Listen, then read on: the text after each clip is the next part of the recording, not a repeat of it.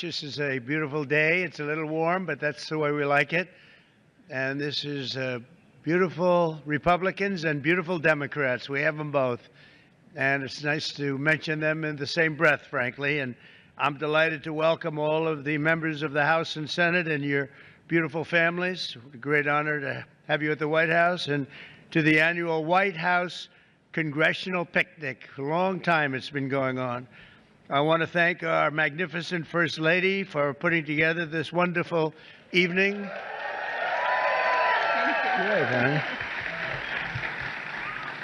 There are too many friends, frankly, to mention all of them. We have so many of our congressmen, and we have some senators in here. I have to tell you, they snuck in, but that's okay. They wanted to be here. But I just want to thank all of you, and I want to, in particular, thank Speaker Mike Johnson. He's doing an incredible job.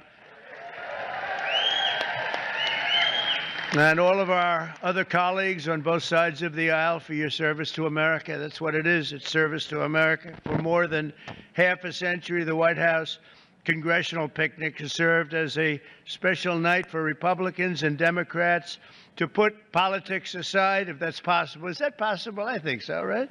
For at least about an hour, and come together with our families and give thanks and privilege to all of those people. And I want to really, in particular, thank all of the people that so beautifully serve our country, and that's exactly what you're doing.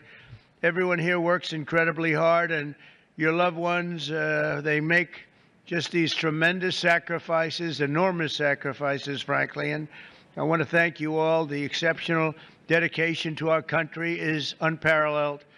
We're gathered at a truly exciting time for our nation. The USA is now the hottest country in the world. They just came back from the Middle East, and the King of Saudi Arabia and Qatar. We have a great leader of Qatar, as you probably know, and UAE, all leaders, great leaders, frankly, and they all said the same thing. They started it off. They said, America is the hottest country anywhere in the world, and it is. And if you think about it, 7 or 8 months ago, we were cold as ice. We weren't hot.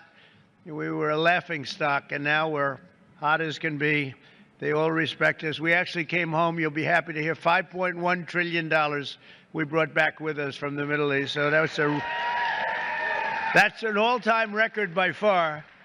But the USA is now really on a path that's, I believe, unparalleled. Trillions of dollars of investment are pouring in. Incomes are soaring. Grocery prices are way down. Gasoline prices are way down. Energy prices are down. Mortgage rates are down.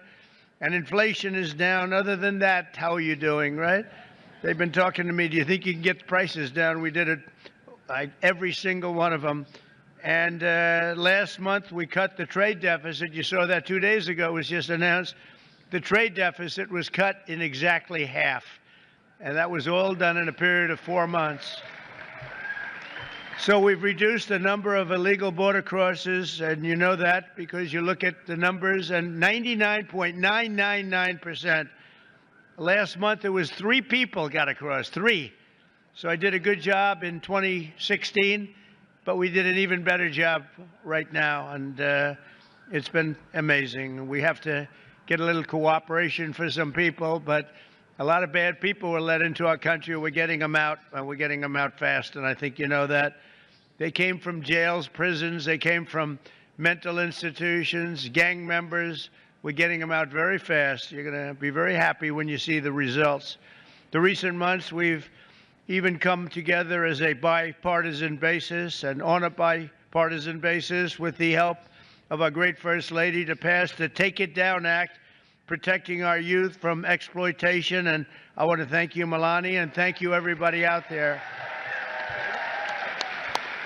When I saw that bill pass bipartisan, I said, you know, I think you're going to take my job, Melania. You'll get a little We don't get so much bipartisan. So she didn't know why. She said, why is that? I said, there is no reason for it, but you did it. Congratulations. That's a great job.